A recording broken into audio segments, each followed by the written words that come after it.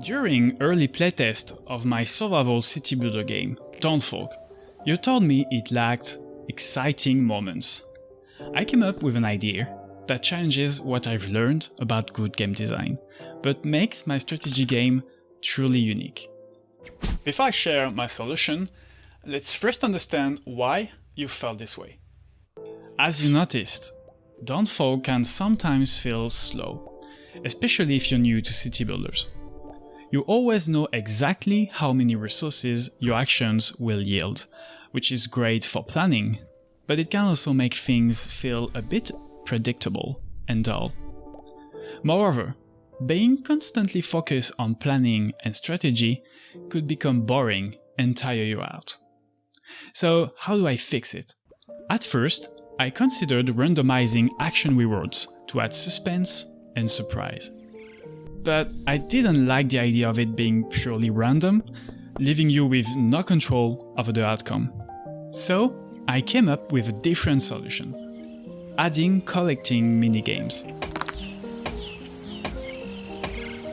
You've probably seen minigames in RPGs or farming games like Stardew Valley. Some players criticize them as filler content that just stretches playtime.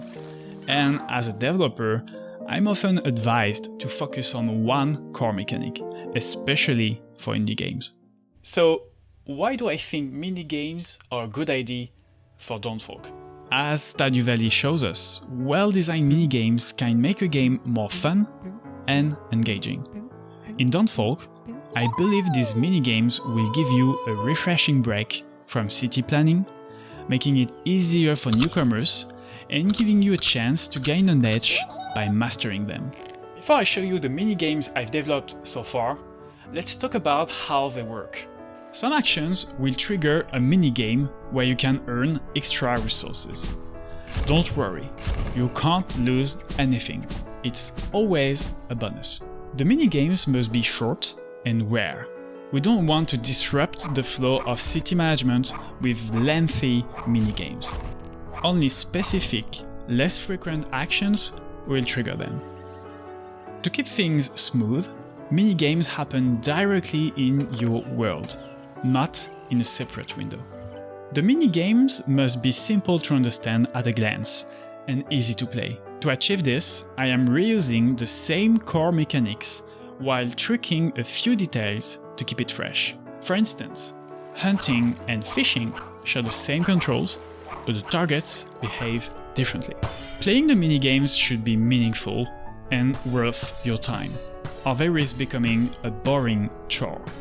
However, they should not overshadow the main strategy elements of the game.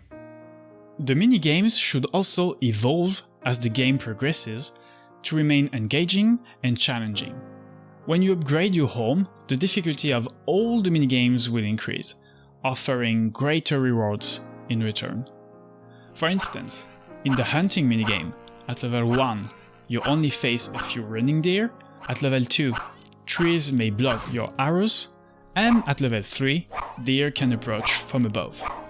Programming the minigames in Godot was easy. Each minigame is a small, self-contained game within a scene that I instantiate in the main game whenever I want. I give it full control, and when it's done, it returns the control to the main game and frees itself. Here are the minigames I've developed so far. I have a few more ideas, but I need to be cautious about adding too many. As you can see in this video, I'm taking your feedback to heart. So if you got any suggestions, I would love to hear them in the comments or on my Discord.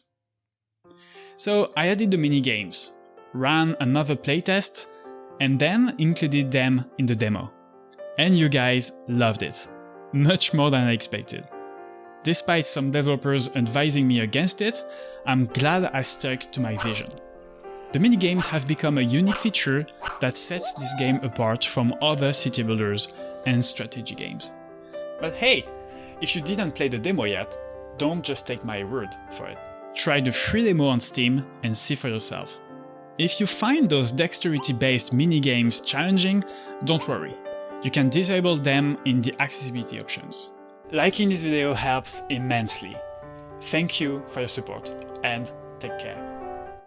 my main advice to stay motivated is playtests. Really, like I know playtests can be scary.